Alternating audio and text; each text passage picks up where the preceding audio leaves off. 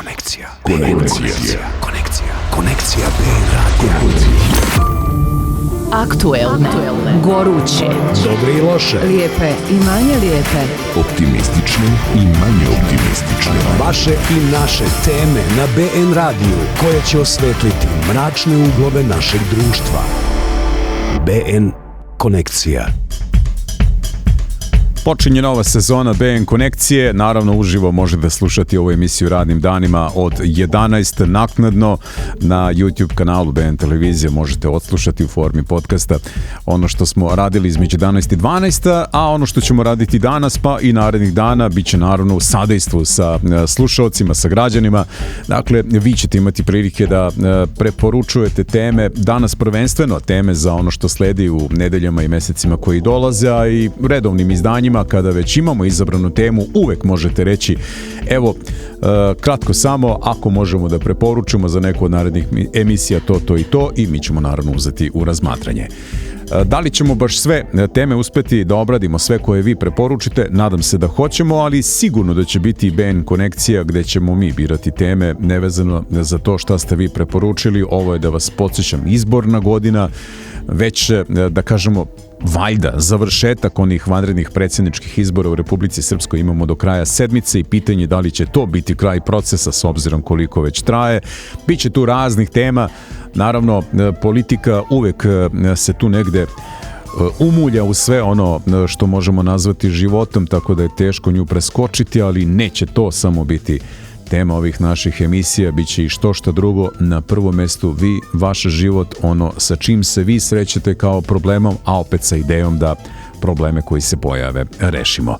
055-228-412, hvala unapred svima koji će ne samo danas nego i tokom ovog prvog polugodišta 2026. učestvovati, neko manje, neko više, u ovim emisijama, svojim komentarima, svojim ukazivanjima na probleme, možda, bilo je poželjno, i da kažem ponudom nekih rešenja, pa makar bila i nesavršena, tu smo i o tome da raspravljamo.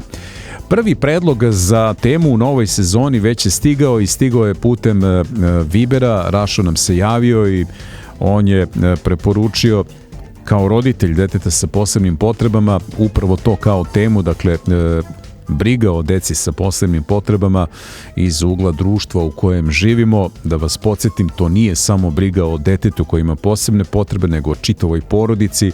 Takvo dete mora da ima pomoć u kući, najčešće od jednog od roditelja sve vreme. To znači da onaj drugi roditelj mora zapravo da obezbedi egzistenciju i tako dalje, s obzirom da je društvo u kojem živimo tako kako jeste, da generalno imamo para za limuzine i za koje kakve gluposti, mislim pre svega na one, limuzine kao vozni park raznih institucija, a nemamo za običnog čoveka. Mislim da bi trebalo tu neku preraspodelu svakako da učinimo i po ovoj i po sličnim temama. Šta biste vi preporučili, o čemu da se razgovara u emisijama, koje teme da se pokrenu? 055-228-412. Halo? Bog pomoga, dragi voditelju Siniša. U pitanju je Sale, ali nije ništa strašno. Jeste Sale, pošto sam ja navikla da on radi ponedeljkom, utorkom i srijedom. Bez brige, eto Siniše vrlo brzo. Već preko sutra on će raditi jednu od konekcija, možda na temu koju vi sad preporučite. Šta biste vi volili, o čemu da pričamo? Da se najprije predstavimo ovdje vaša slušateljka Ljiljana Čereković iz Branišaca od Čelinca i prvo da pozdravim vas i vaše saradnike i slušaoce. Hvala. Izvolite, Ljiljana. Pa prvo, tema prolazi znači od nas ostani, pošto smo mi društvo i cijelina ove naše države, ili bilo čovečanstva ili svijeta. Znači, trebamo svoje savjest, sebe samo vaspitati, svoju porodicu, prenositi ljubav, dobrotu, milosrđe, znači slogu, saradnju i na tome pokušati. Kad mi u tome istrajemo, onda ćemo mi biti dobra porodica i dobro društvo. Dobro, vi sad već nudite neku, da kažem, religioznu varijantu rešenja problema i to poštujem. Međutim, možda je problematika u tome kako do toga da dođemo. Da li je samo verovanje ili mora nešto i da se radi? Pored rada i naše ljubavi moramo imati vjeru. Jer kako ću ja vama da nešto izložim, da predložim ili da sa vama sarađujem ako ja nemam vjere u vas? I ako nemam onaj dobro mišljenje o vama i ako nemam ljubavi prema vama? Dobro. Evo ja bih možda mogao da ovo što ste vi sad rekli pretočim u temu koja bi se mogla otprilike ovako predstaviti, uloga religijskih zajednica ili religije u poboljšanju života i naših odnosa, komunikacije u celini. Jel može tako?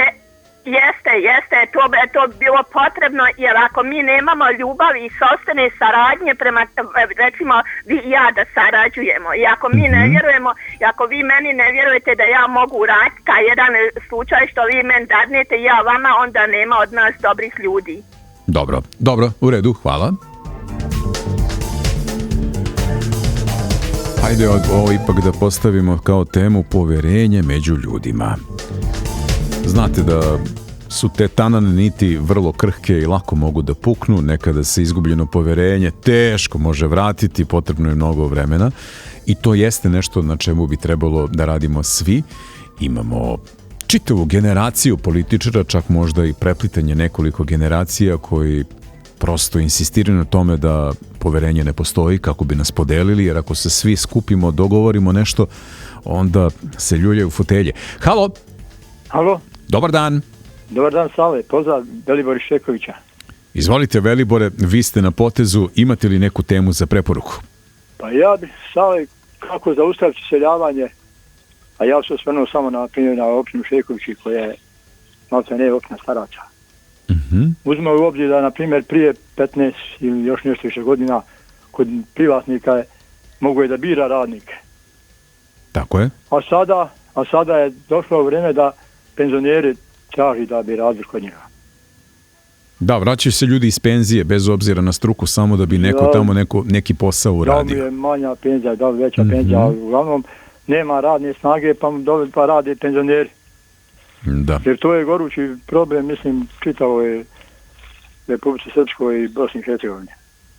Slažemo se. Dobro, kakva je sad situacija, šta to znači, ko kakve poslove obavlja u Šekovićima, evo iz vašeg iskustva? Pa nemate u Šekovićima, imate trgovinu i jedan privatnik koji drvno-prerađivačka industrija i kafići, naravno i kockarnice, to je to što radi. Kockarnice? Pa da, mislim, znate. Da. Inače sama po sebi čitava jedna tema. U redu, hvala. Evo, nižu se teme i sve ih zapisujemo. Naravno, ja ću staviti naznaku na ove teme i one koji su ih preporučili, pa tako nemojte se iznenaditi da čujete tamo u nekoj od narednih emisija kako je na preporuku Velibora baš ova tema za to izdanje emisije toga dana. Halo, dobar dan, Sale, pozdrav vama i režiji od Radenika i slušam. Poštovanje, Radenko. Za vas znam da redovno pratite našu emisiju i učestvujete, tako da također pozvani ste za preporuku neke teme. Pa eto, sve nije to preporuka, ali neko da se više bavimo šta više ekonomiju, kako da se izvučemo iz ove teške krize i ovih jara, kako da iskorijenimo taj kriminal, korupciju i kako ako može da smo spali do nule, znači moramo kako da se izvučemo iz ovoga pakla. Znači, to da se više te teme postavlje malo vruće, tako da se vidi da je to sve što kažu, provali. Dobro. Ja bih malo preformulisao vašu temu, opet će se držati naravno onoga što vi tražite o čemu da se priča, ali mislim da će biti zanimljivije i slušaocima i nama koji radimo te teme da možda odgonetnemo zašto se izbegava ekonomija kao tema javne rasprave. Ekonomija, potrebovalstvo, sudstvo, znači kriminal i ovo moralstvo i kako da stati jednog dana ukrajiti komunisti. I da narod ode upravalio sa ovim pojedinim režimom i što su sad trenutno na vlasti. Ja ću vas podsjetiti, njima je dobro. A njima je dobro, a kako je narod? Pa dobro, oni su se potrudili da im bude dobro. Možda je to put i za nas, da i mi da se potrudimo da nam bude bolje. A naravno stvar dosta i od nas zavisi. Ali izgleda da ne možemo istovremeno da dođemo u situaciju da bude i njima i nama dobro. Dakle, ili njima ili nama da bude dobro. Dobro, u redu, hvala Radenko. Evo, još jedna upisana tema. Naravno, čitavi niz sličnih pitanja zašto pre svega vladajući izbegavaju da se pominju bilo kakvi problemi, pa onda možete čuti da i čita mediji kao što je ovaj stavljaju na neki bar u njihovom pokušaju stup srama, kako vi samo vidite ono što je loše, hajde pogledajte nešto, valjda ima i dobro. Pa da, ima, ali nažalost mnogo manje u poređenju sa onim što je loše. I da vam kažem, nekad to nije samo posljedica nečega što se loše radi. Mnogo češće, čak čini mi se, posljedica nerada. Moramo da se angažujemo. Apsolutno moramo. Halo. Halo, dobar dan. Dobar dan. Pozdrav iz Junita. Izvolite. Evo ovako, naši djedovi su prije 150 godina živjeli u jednoj kućici 18 čeljadi, 15, 20, kako gdje. Mm-hmm. I nisu imali ekonomiju, nisu imali, radilo se od poljoprivrede, ali su rađali djecu s oproštenjem. Međutim, danas ja zamjeram i predlažem vama. Dobro. Jednu temu, natalitetna politika. Žao mi je, vidim na to, pratim svugdje na ovom Balkanu, nema svadbi kao što je nekad bilo, kralju moj. Dobro. Šta čeka omladina, šta rade, boje se, čega se boje se života, boje se žene. Dajmo svadbe, dajmo rađanja, dajmo nešto bolan, u tom planu. Šta biste vi uradili da bi se popravila slika nataliteta? Šta bi uradio, pazi, evo malo prije ovaj gospodin što reče, sve se svodi na ekonomiju, međutim nije to samo bao u ekonomiji kralju, ima života i na selu ba, tako je, da. Ne moramo se vratiti u tamo 19. vijek, ali možemo se oženiti, možemo stvarati kod kuće privreda, tražiti sebe i tako dalje. Međutim, nema svadbi ljudinoga. Daj nam raje da nam se ženi, daj nam omladne, šta se boje ti muškarci, gdje su oni? Da, nema dečijeg raje, pa malo i brak kao institucija u krizi, to smo konstatovali u više emisija. Dobro, jeste ono u krizi, ali nije to toliko koliko se to malo i napumpalo s ovih onih strana, slušaš ti razne prijatelje po znacima navoda, ili ja slušam, međutim ja sebi hoću da formiram život, hoću 5 djece, 7, 8, ne znam ja. Dobro, šta je, evo, time i da završimo razgovor, kao najavu neke teme koje ćemo detaljnije obraditi, šta je po vama prvi korak? Da, šta je prvi korak u rješavanju problema sa natalitetom? Vidi sad, opet ko papagaj moram biti dosadna, pa opet i ta ekonomija, ovisno, zavisnost, da li ja mogu sutra da živim, da uđem u brak, da formiram porodicu, da hranim, izgrađujem, ma može, ponavljam, kako su naši djedovi radili to. Dobro, drugo je bilo vreme. U redu, hvala. Da, to bi bilo dobro.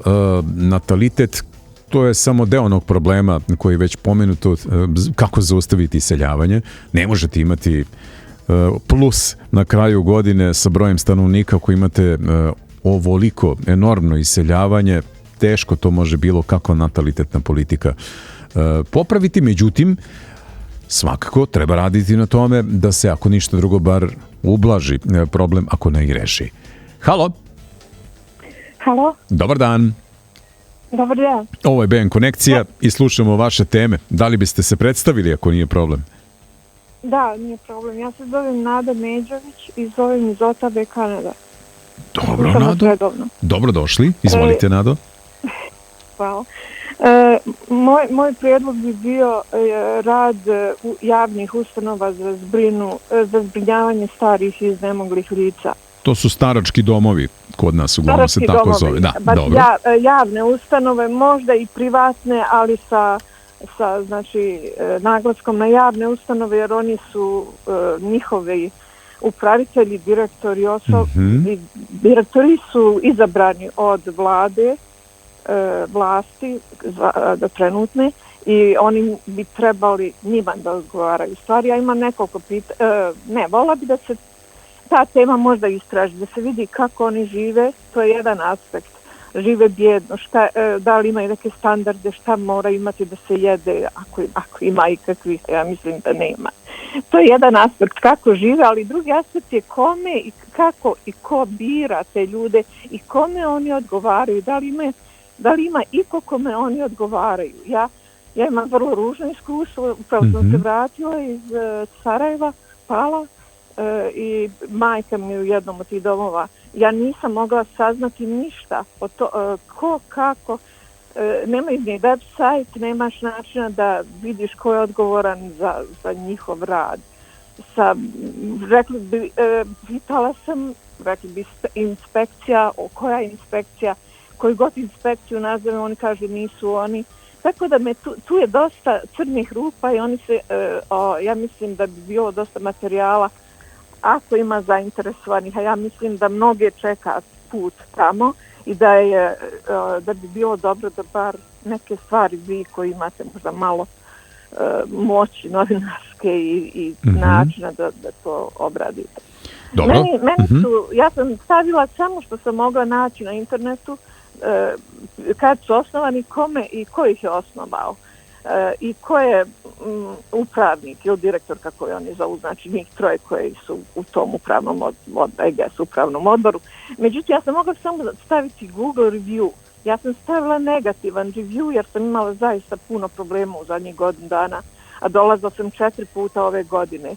Da bi na kraju, kad sam stavila taj negativni review, koji po meni je potpuno tu ta jedna zvjezdica, review i služi, zato review mislim, review, Google review, jednu zvjezdicu od mogućih 5, oni su rekli mojoj majci i zvali su moju neku drugu rodbinu tamo da kažu da će je izbaciti jer ja sam, njena kćerka ostavila negativan review.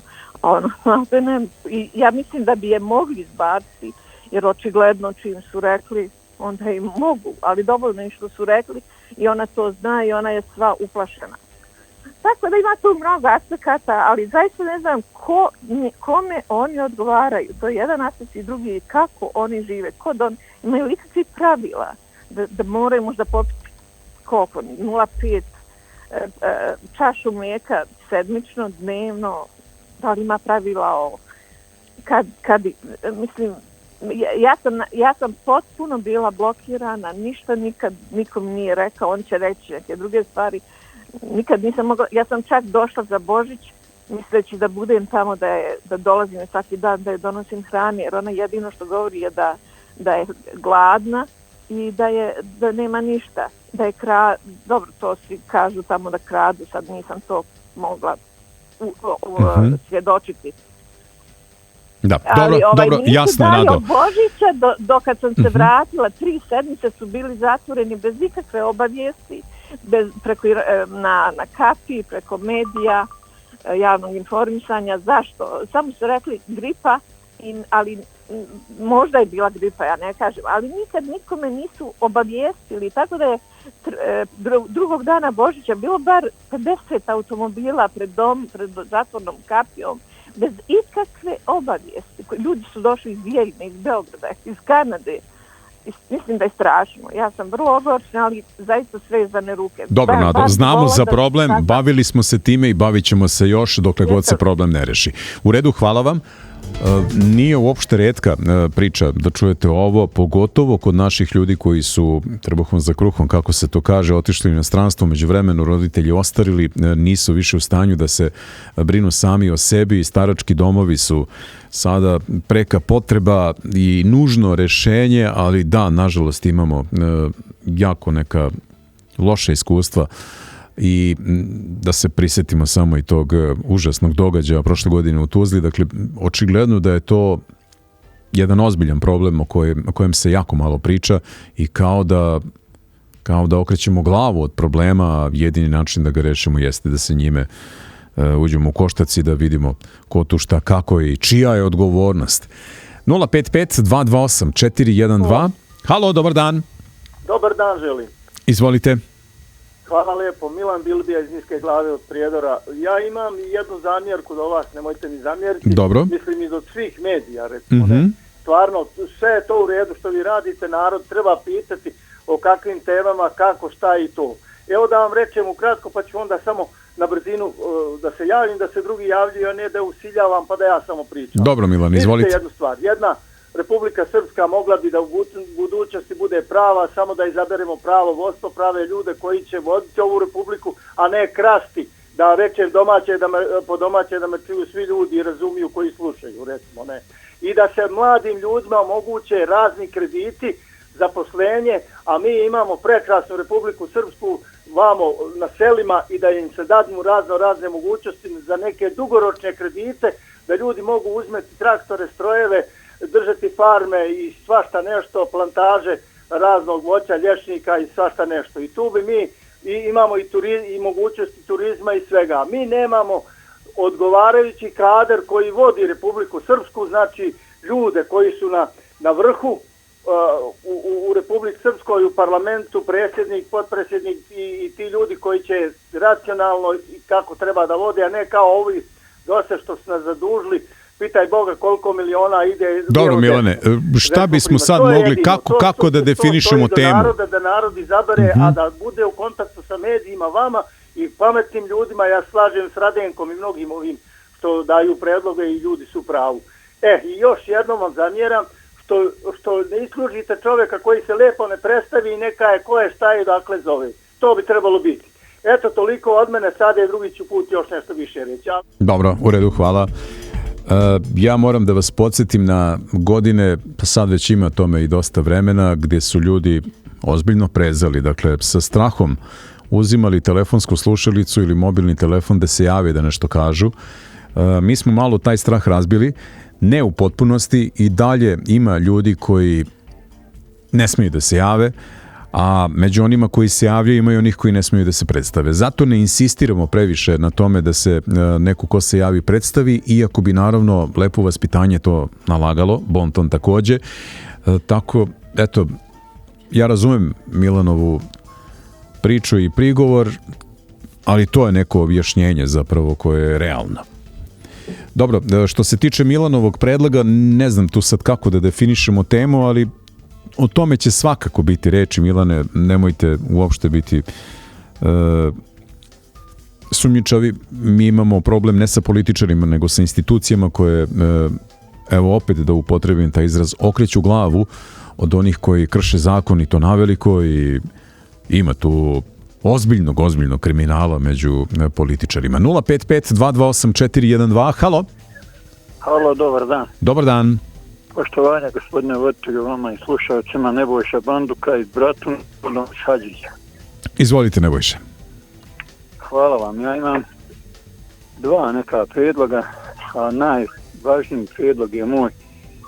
Mi koji smo ostali bez vjekovnih ognjišta napustili po onom nesretnom Daytonu, obećali su nam na onim tribinama gdje je predsjednik Narodne skupštine Momčilo Krajišnik lično bio, da će to rješavati na nivou entiteta.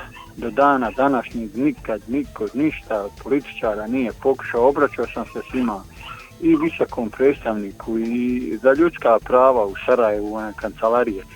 Svim su nešto jalovo obećavali, ali nikad niko nije riješio imovinu nama koji ne daju povrat, da su nam odbili 3 donacije, da nam ne daju da se vratimo na svoja vjekovna ognjišta, u stvari da ih zamijenimo, prodamo, nešto uradimo s njima, šta znamo da imamo gdje i mi ovdje u Republici Srpskoj čega da živimo.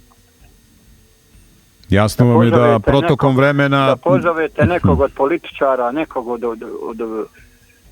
tip koji bi to mogli, koji bi znali. Ima kancelarija u Bijeljni, ima kancelarija u Sarajevu, u Banja Luci po pitanju ovog. Ja sam se obratio tu u Bijeljni, žena koja je šefica tu u kabinetu se nasmijala kad sam joj ispričao sav problem imovine na Ilići. Kaže, to je na državnom imovu, to oni moraju sjesti dogovoriti se kako da vam to riješe, gdje su rekli da su dužni vlasti federacije da vas isplate, pošto su vam naturalizovali, stavili vas po neku zaštitnu zonu gdje ne morate se vratiti, oni to moraju da nadoknade. 30 godina je stalo, niko ništa ne javlja.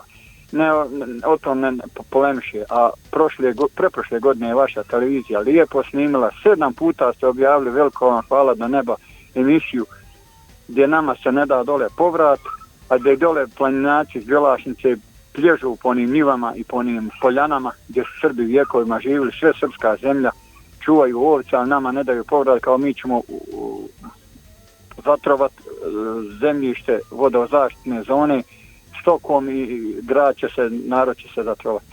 Tako nam objašnjavanje. Dobro, Nebojša. U redu, hvala. Naravno, problem i dalje postoji, problem se kontinuirano ne rešava. S obzirom da je kod nas uglavnom sve vezano za politiku, ja bih i ovu problematiku prosto poslao na adresu političara, odnosno njima fakturisao. Dakle, da, lično verujem da su oni itekako krivi za to. 055-228-412, halo? Halo, dobar dan, Mirko Ljubović, opština Modiša, Vranja. Poštovanje, Mirko, slušamo i vas. Pa, Evo, ove dobre su teme predložene, i ovo za domove i za nemoćne, za bolesne, molimo se za sve ljude da izdrže. Ali ja bih temu, nadam se da će biti ovaj put, pošto što kažete vi, ne možete se ispuniti,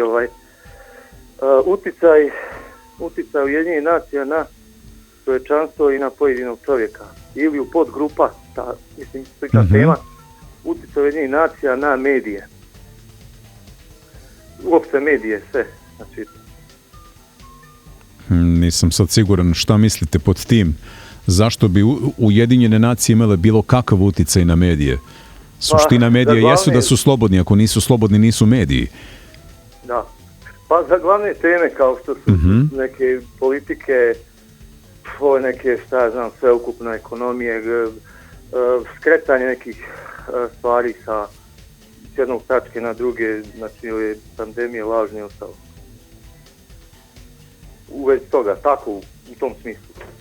Dobro, u redu, hvala. Generalno Ujedinjene nacije kao pojam i kao pojava, boga mi su ozbiljne krize, pogotovo sad u posljednje vreme, i mislim da će teško to doći na neku zelenu granu, ali u svakom slučaju ideja o Ujedinjenim nacijama ili narodima i delovanju jedne takve globalne institucije nije loša stvar, međutim imamo previše nekih sila koje prosto okreću glavu od onoga što su Ujedinjene nacije. Halo, dobar dan, sa juga Berislav će pozdravi Bilbiju, treba da ja kažem, Berislav je iz Ljubuškog, legalno se predstaviti i tako ne bih sad, gospodine Beriću, na temu neku veliku tamo legitimnog predstavljanja, vratio bi se malo na niži nivo ako može da je tema bude vaša. Pa legalizacija imovine po ovim selima nikako ne ide, to bi trebalo u sferu lokalne uprava da se malo s tim pozabave. Da napomenem i onu antibirokratsku i nekakvu birokracija mi je malo troma, spora. Kad vi trebate jednu građevinsku dozvolu na jednoj periferiji Ljubuškog, trebate mnogo para izdvojiti da bi to legalizirali. Da bi legalizirali objekte koji su 30 godina građeni, niko ništa ne poduzima. To je malo košmar, to je malo vrlo loše i bar ovdje oko mene ja primjećujem mnoge garaže, objekte, niko ništa ne poduzima, tu bi se ubrali neki, ali razumni novci, ne sad pljačkat tu sirotinju koja je napravila garažu i tako dalje. To mi malo šlempavo djeluje u mom okruženju Ljubuškog. Kažem, ne bi pričao o izbornom zakonu, kakav je to, bi bila neka druga sfera, ali ova sfera me malo bunda, ne valja, troma je administracija, loša je ova birokracija, ne znam šta se dešava, ali trebalo bi poduzeti nešto aktivnije, proevropski, kako bi kazao, ne znam kako, ne mora ni evropski, ne znam kako. Dobro, zar vama nije bolje da ne morate da legalizujete neki objekat? Na primjer radionicu. Pa valjalo bi voziti vozilo da ga ne registruješ i imaš tamo neke austrijske brojeve, nemojte meni podmetati to je neka druga sfera ekonomija, da li je malo siva, malo čista, to o tom potom, ali objekti, na to sam ciljao kako bi trebalo poboljšati administraciju, ovu lokalnu opštinsku upravu, ne znam, malo mi to previše nešto, udaraju se nekakvi nameti koji su bez veze veliki, a u cilju opstanka i ostanka nekakve mladeži, ne kažem u urbanim sredinama kilometara od centra, 10 kilometara od centra gdje su ti nekakvi, to mi malo djeluje kao da potiče iseljavanje, odlaženje i mržnju prema ruralnim prostorima. Evo. Možda. U redu, hvala. Ne znam baš da li će ostaviti mlade ljude mogućnost, da kažem, bolje, brže legalizacije raznih objekata koji legalizovani nisu. Pre svega je državi u interesu da budu svi objekti legalizovani, da može da naplaćuje porez. Mi možemo da kažemo da je zaista dobro da imamo objekt koji su legalizovani, jer to bi trebalo da podrazumeva i da su urađeni po projektu i kako treba, a ne da se sruše za možda godinu, dve. Hajdemo dalje. Halo. Dobar dan, Sale. Dobar dan. Slobodanka je pri telefonu iz Prijedora. Izvolite, Slobodanka. Pa ja bih zamolila ako je ikako moguće da bude tema rad komunalne policije, odnosno bolje rečeno nerad. Pošto ljudi primaju plaću, a ne rade ono zašto su, pretpostavljeni. Dobro. U selu se živjeti ne može od septičkih, od smeća, od krepalih životinja, raskopani putevi, prići se kući ne može od toga, obratiš se komunalnoj policiji, dođu, samo pogledaju i odošli. Ništa ne uradi. Kome se obratiti, kako živjeti u takvom okruženju, to je to. Dobro, vrlo konkretna tema. U redu, hvala i nadam se da će biti vrlo konkretnih primjera i naravno da nije sve crno. Siguran sam da ima i dobrih primjera kad je u pitanju rad komunalne policije, tako da ćemo napraviti jednu emisiju gdje će se zapravo na 2 tasa staviti ono što je dobro i što nije i verujem da zapravo usluga komunalne policije nije podjednako kvalitetna od opštine do opštine ili grada ili nekog drugog prostora. Halo? Dobar dan. Dobar dan. Neda iz Mokrog. Izvolite, Nedo. Mi imamo kuću u Buća potoku, opština Novi Grad. Nikad nije legalizovana, obećavaju da će taj reon doći nekad za legalizaciju. Kuća je napravljena 70. u stvari useljena 70. Dobro. Jel to znači da ne možete da trgujete nekretninama ako nije legalizovano? Da. I u katastar, u grunte u stvari u Sarajevu neće da upišu uopšte, kaže ne postoji kuća. A prethodni, kuća je sa 4 vlasnika, prethodni su svi upisani, a nas neće da upišu uopšte i ostavinska rasprava podnijeta i sve, ali neće da upišu, čim pogledaju ime, šta je u pitanju. Sve kuće oko nas su legalizovane bošnjačke, ali neće ova da se legalizuje. Mislite li da to ima veze sa nekim nacionalnim predznakom? Ne znam sa čim ima, ali uglavnom nema. Evo, 30 godina stoji prazno, ništa se ne može da poduzme. Dobro, u redu, hvala. Ovo je dakle sada ponavljanje teme, pa ćemo uz ime Berislava dodati ime Neda. Njih dvoje su preporučili ovu temu legalizacije imovine i bez sumnje da će pre svega u nedeljama koje dolaze bar jedna emisija biti na ovu temu. 055-228-412. Halo? Dobar dan, Eresje. Dobar dan. Dobar dan. Ovako, imam jednu temu koju sam predložio početkom prošle godine.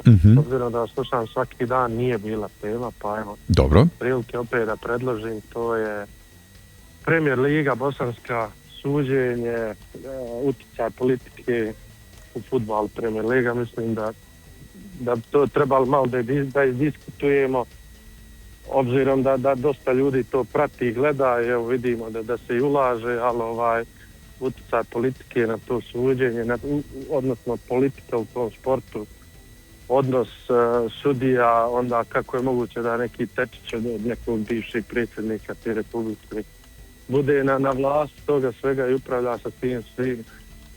Mislim da to je bila dobra tema, možda neko ima neki više informacija, možda neko više upućen u to sve. Mi smo, sad ne mogu da vam kažem tačno kad,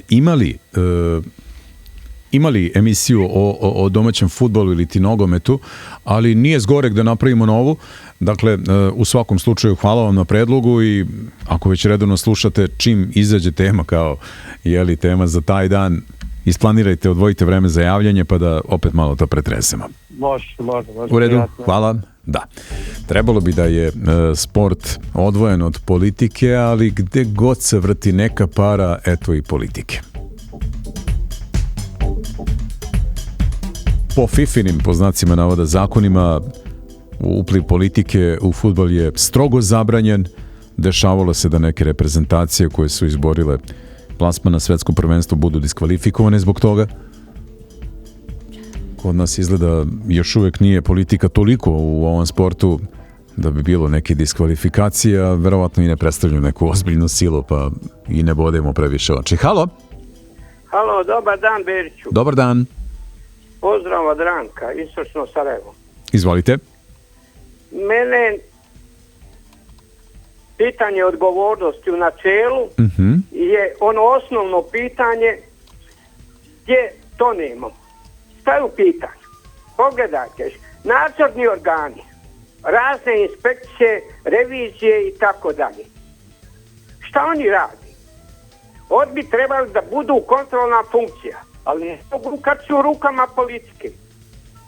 Ja sam radio kontrolnu funkciju i znam šta to znači. Konkretno sada pređemo. tema je oko one veš mašine od 24.000 i kašike od 500 maraka. Zašto sada od tužilaštva, revizije, inspekcije neko se ne pronađe i da kaže po službenoj dužnosti idemo to prekontrolisati? Kako će se opravdati, razdužiti ti troškovi i tako dalje, da ne ulazim u pojedinost. O tome sam vam govorio, dakle, adresa su institucije. Idemo, što bi rekli, glajzom manjeg otpora. I dokle je god dotle, mi ćemo tonuti. Eto, krenimo odavde. U redu, Ranko, neka pitanje odgovornosti bude jedna od tema, vrlo važno pitanje. I da, to što vas pokrade političar, on to radi zato što može. Suština je da ne može da vas pokrade, to je već nešto što ide na adresu institucija, pre svega tužilaštva, pa policije i onda sudova. To tako ide. I dokle god to ne funkcioniše, jako je upitno zapravo u čemu mi živimo i da li to državo možemo zvati. Idemo dalje, 055-228-412, skupljamo teme za novu sezonu emisije BN Konekcija. Halo! Halo, dobar dan. Dobar dan. Postoji jednu temu, da bude to ukidanje nevladinih organizacija. Jer su to najveće štetočine, tu je nevladina organizacija. Koji plaća, koji finansira, se vidi koji plaća, ko finansira, odakle idu, gdje im je sjedište, to da se ukine. Zar to nije posao institucije da provere ukoliko je izvor prihoda u najmanju ruku sumnjiv? Zbog čega? To je pokušao i na skupštini jedno da se to bila, pa onda su skočili svi i mediji i ostali vaši mediji su branili tu, da se ne uvede taj zakon, da se uopšte ne priđe tome uopšte, ali trebalo jedno znači da bude javna rasprava, znači ukidanje nevladnih organizacija. To je ta nevladna, znači tu su ogromne pare, kad pogledate portale, koji finansira, koji daje... Zašto vama? Evo, meni recimo ne smetaju nevladine organizacije koje rade posao za opšte dobro. U čemu je tu problem? Koja? Evo, daj ću vam primjer. Da? Evo, prosim, dole u Vareš, otvoren rudnik, britanska firma otvorila, nijedna nevladna organizacija nije smjela da odje tamo da se buni. A ovdje, kad se htjela se otvori bilo šta, jedan ribnjak, jedan put, odmah skaču nevladne organizacije. Znači, to su izvori stranih službi, britanski, Sorosovi i ostalo, ali treba znači i odgovornost medija. Medije treba da vide ko je taj, ko finansira, ko prati. Nemojte tako, čekajte polako. Mediji jesu važni u svemu tome, ali vi opet preskačete. Dakle, gde su institucije? Znači, ako se neko ogrešio postojeći zakon o nevladinim organizacijama, taj treba da odgovara. Bravo. Ali treba da vide ko prenosi portale tih, Buka, Kapital, Slobodan Durmatović i ostali, ko prenose tu natpisi njihovi, koji plaća tu. I oni prenose, i mediji prenose te portale. Ima i to. Vi biste da kontrolišete medije? Pa neće moći. Da, skupština je bila gore, skupština je pokušala to da uvodi te zakone što se tiče nevladnih organizacija, a su skočili ljudi sa strane, pa i vaše mediji su skočili, a brane i došli. Dobro, ali što nisu onda doneli ili izmenili zakon, imaju većinu? Pa pritisak je bio iz Evropske unije, sa zapada, to je pa pritisak, ali to su te štetočine, druže moji, koje ojedaju države svuda po svijetu i po Evropama, znači po istoku. Znači, prvo ubace nevladne organizacije, pa idu u strane banke.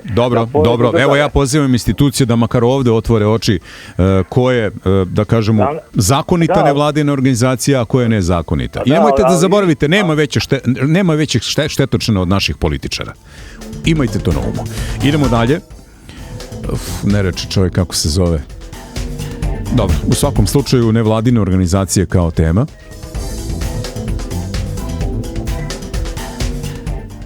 Halo, dobar dan. Dobar dan. Iz Konjica. Poštovanje, izvolite. Lijep pozdrav vama i kolegama i slušalcima. Pa ovako, ja bih imala dva prijedloga za temu.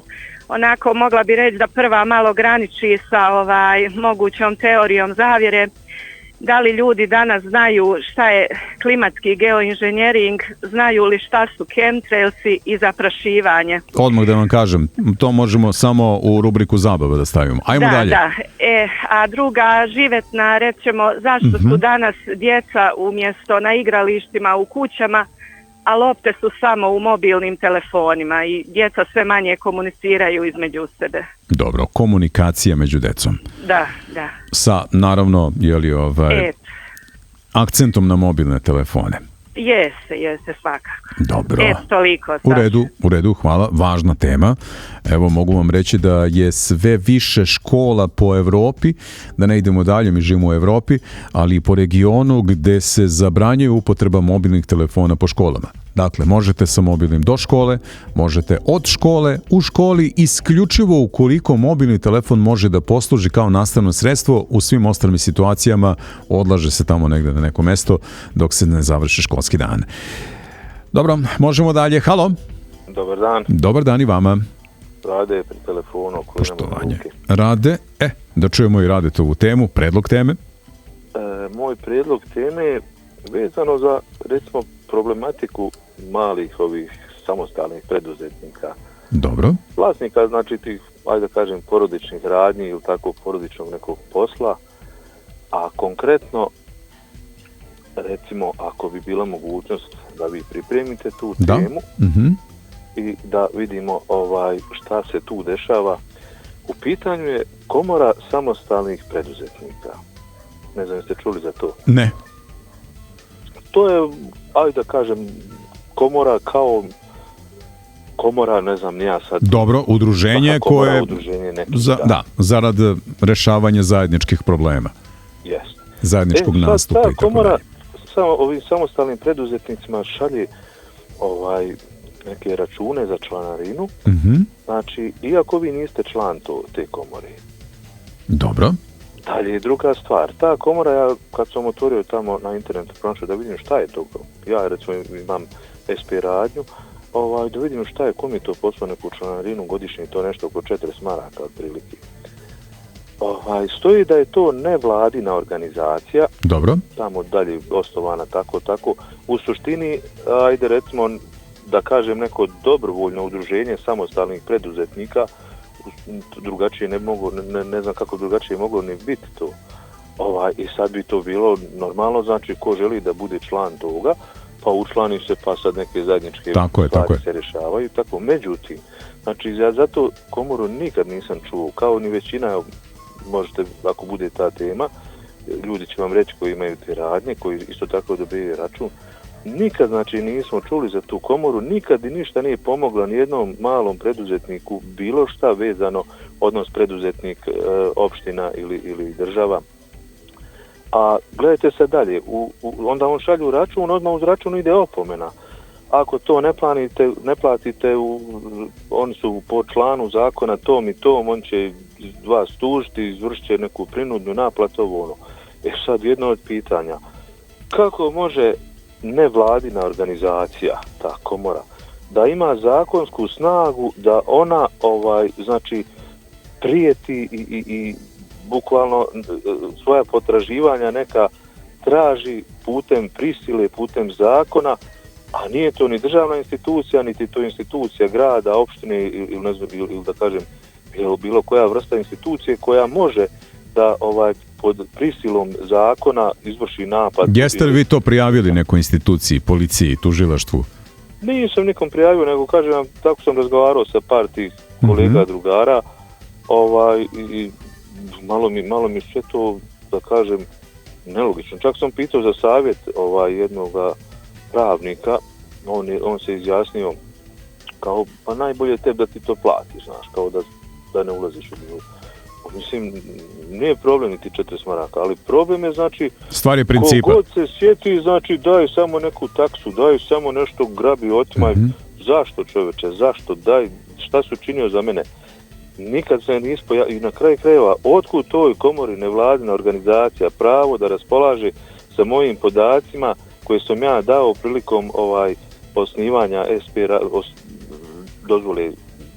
dozvole SP radnje, gdje sam dao tamo službeniku u opštini svoje podatke i kako su on došli do tih mojih podataka. Oni to ne smiju po zakonu, nikakvu saglasnost nisam dao tamo da može sa mojim podacima da se raspolaže i da se prosljeđuje nekim tamo drugim organizacijama, licima ili ne znam nijakom. Da, dobro, u redu, hvala. To je recimo jedna od tema. Da, verovatno će to biti podtema to za komoru, a da će problemi malih preduzetnika biti tema broj 1 u toj nekoj emisiji i to su vrlo važna preduzeća, najčešće kako i sam Rade reče su u pitanju porodične firmice i to je zapravo možda neka ekonomska jedinica društva koja će zadržati i mlade ovdje da nastave sa biznisom, ali pod uslovom da budu ti biznisi, hajde da kažemo, makar u zdravoj konkurenciji, a pogotovo u zakonitim uslovima. Halo? Halo, dobar dan. Dobar dan. Držim se vašoj temi, jako osjetljiva tema. Hoću da kažem nešto da sam pokušao preko brata svoga iz Švicarske da otvorim neki sitniji obrt, znači to je neki obrt možda godišnje oko 150.000 maraka sa 2 radnika i tako plaćanjem samodoprinosa svega. Međutim, ja sam samo ostavio te neke podatke kako bi predložio da se to nešto otvori. Međutim, stigla je veliko, što kaže ovaj gospodin uvaženi, neka taksa, ja ne razumijem kakva taksa, ja nikada nisam ni prijavio nikakvu firmu, nisam ništa, baš to neko nevladna organizacija, neka kao članarina. A ja kažem, mora da upišeš se samo, ja sam upisao dao podatke, međutim ja nisam uopšte bio informisan šta je u stvari u tom sistemu. Međutim, isto se dešava ko s ovim gospodinom, došlo je ta neka prijetnja ako ne platiš tu članarinu, ali spasio me brat koji je u Privrednoj komori, to je prehrambeni industrije Republike Srpske, rekao nemoj da ti to plaćaš, jer ti nisi niđe stavio svoj potpis, jesi dao podatke, ali nisi niđe protokolisan sa svojim potpisom da si pristao na to udruženje. Da, dobro, onda je to zapravo ponavljanje ove teme od malo pre, u redu, hvala. Ne, hoću da kažem sam neke stvari. To god je nema u svijetu, kod nas ima, znači kod nas je ovdje sve može da funkcioniše na nivou države i mimo države. Znači, dobro, ostoja u redu, hvala, shvatili smo, dakle, čim bude ta tema kandidovana, javite se, ispričajte svoj slučaj. Ljudi, čitajmo ugovore. Na šta smo se obavezali i na šta su nam se obavezali kad imamo ugovor. Kad nemate ugovor, nemate ni obavezu. Dakle, o tome možemo da govorimo ovdje. Treba naravno ispitati detaljno o čemu se ovdje radi, ali da, bojim se da ne smijem ni da u stvari imenujem na što mi ovo liči. Idemo dalje, 055-228-412. Halo? Halo, Sale, dobar dan tebi. Dobar dan. Baš mi je drago što ste krenuli ponovo. Ovako, ja bih predložio samo jednu temu koja je u zadnje vrijeme, ove zime, toliko je aktuelna za mene, interesuje me da se neko od proizvođača peleta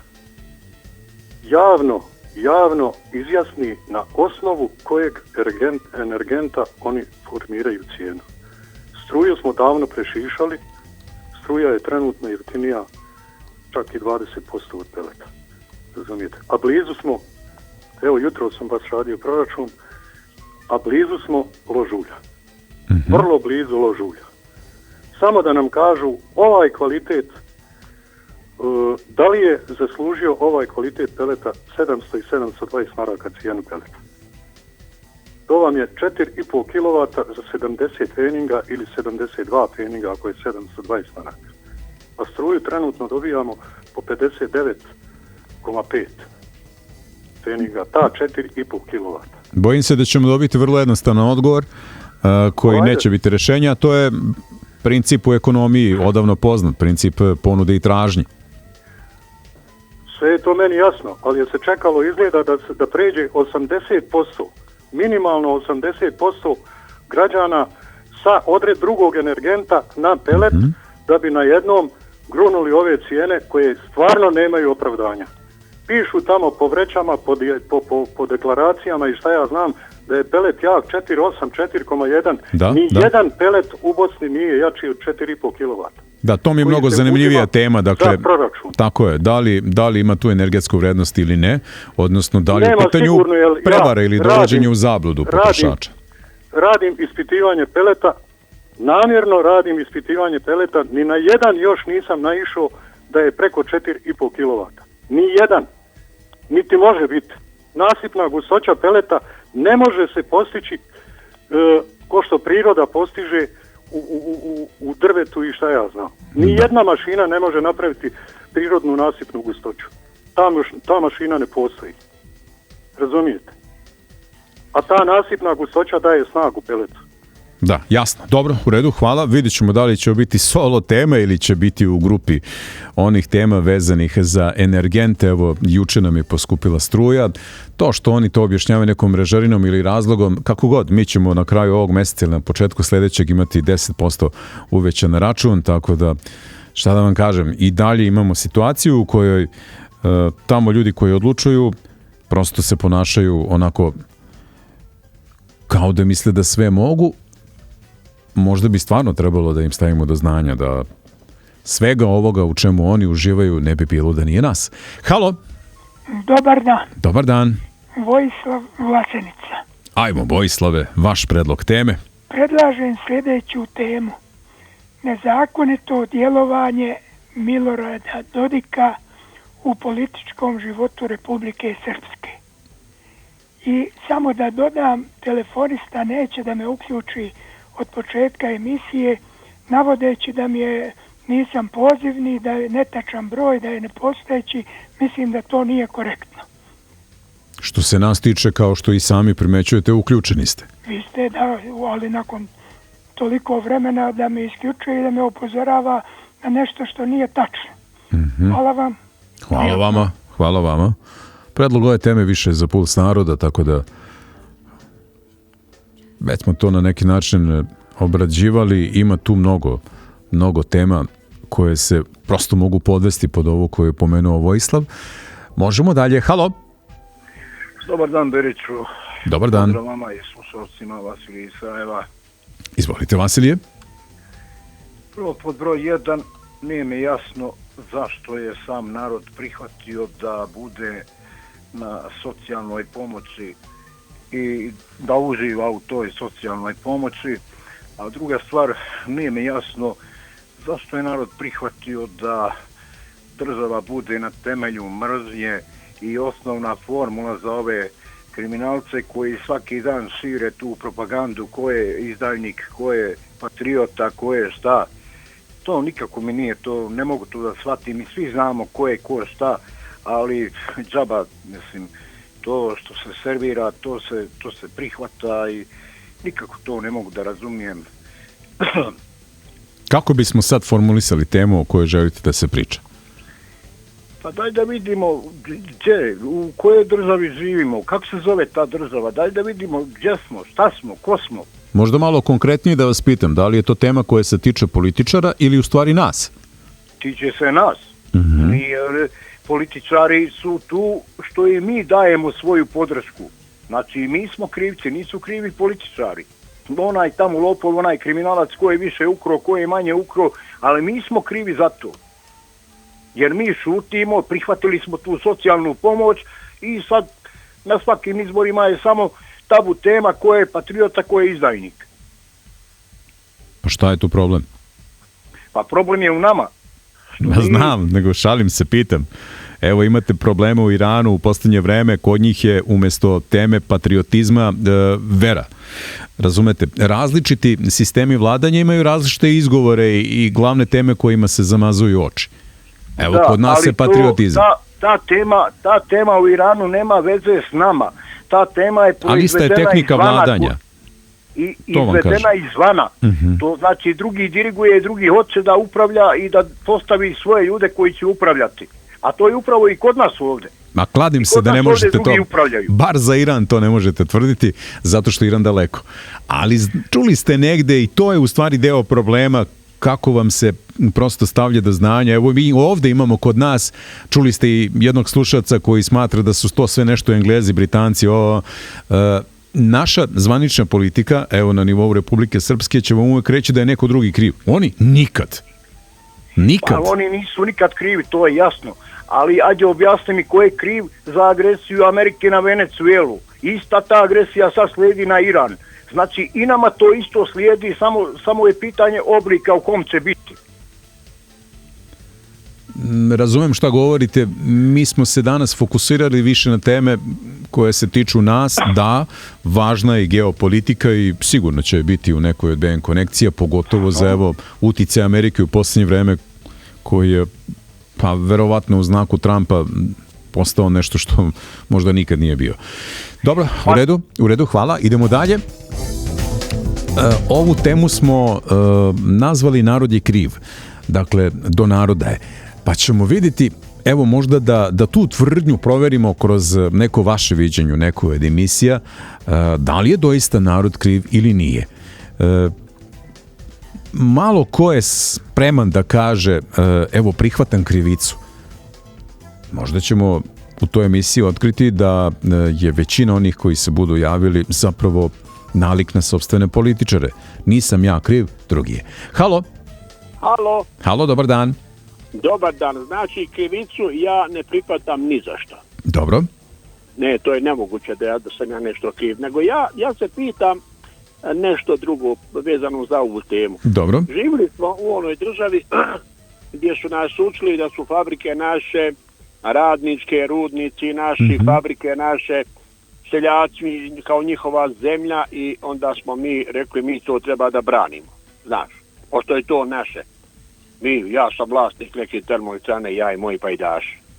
Sad, pošto sad ništa nije moje, ni fabrike, ni rudnici, ni šume, ni rude, ko treba da brani zemlju od tog nekog napada od bilo koga? Jesu to sinovi vlasnika trgovačkih lanaca, sinovi vlasnika ovih silnih benzinskih stanica, koji to me interesuje, ko treba da zemlju brani. Znači imaju oni kao vlasnici, njihovi sinovi, zetovi, njihovi švaleri i švalerke. Ja sam zadnji koji treba da... Ja nemam ništa. To me malo buni. Da, u slučaju ne daj Bože rata, mislite da li će sinovi gazda ići u rovove ili ne? Jel oni imaju šta da brane? Ja nemam, ja sam sve izgubio. U mene se kuća nagila na jednu stranu, ja podupro sa nekim direkcima da ne ode dom izbedo. Šta ću ja to braniti? Ja bi to volio neko dođe da zapali u slučaju rata. Valjda ću dobiti nešto bolje. Malo me to buni. Šta ćemo mi sutra braniti? I kad mi neko kaže izdajnik, pa moj se pradjed borio za cara Franju, ne znam u steđe košti, koga je on izdao? Djed mi se borio za jedan bio ustašama, jedan bio partizanima. S koga su izdali? Za koga su se borili? Ja sam se borio u ovom ratu u dvije vojske, kad su me zarobili Srbi, bio sa Srbima, kad su me Hrvati s njima bio, jebi ga, šta sam ja izdao, koga sam ja izdao? Kad sam se vratio u Tuzlu, nema fabrike gdje sam radio, kaže, pokradena, ko je pokro? Nema. Hajdi mi sad pomozi, koga treba da brani. Evo, ja ću postaviti ovdje pitanje kao naslov teme za neku emisiju. Ko su izdajnici? Kako se zovete ili kako da samo naglasim? Evo, razočaran u državu zove me kako hoćeš. Dobro. U redu, hvala. Mi smo dovedeni na ovim prostorima u situaciju da zapravo nam se šalje jasna poruka da država ne pripada građanima, onima koji tu žive. Ne, to je, da kažemo, jedan skup raznih komoditeta, ekskluziviteta i tako dalje, koji pripada samo onoj političkoj eliti, država je njihova. Sete se i da je naša, kada treba uzeti pušku i ići. Međutim, koliko sam čitao neka istraživanja, boga mi, jako mali broj ljudi je spreman da nešto ovde, hajde da ne kažem da ratuje, ali da brani.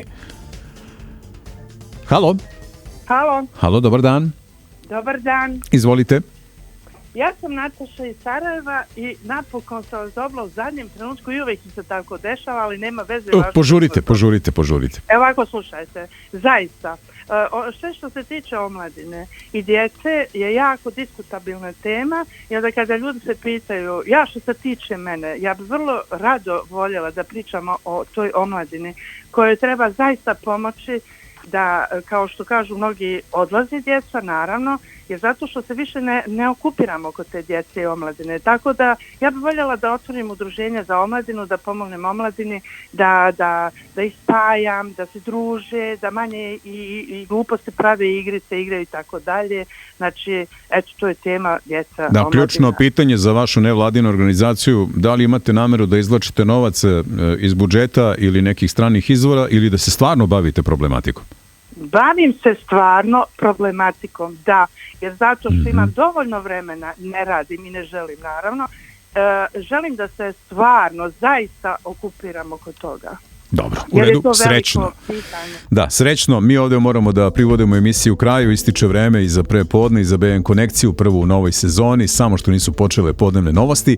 Još je stiglo nekih predloga putem Vibera, SMS-a i na Facebook stranici Radio BN. Sve ćemo to dodati na ovaj spisak.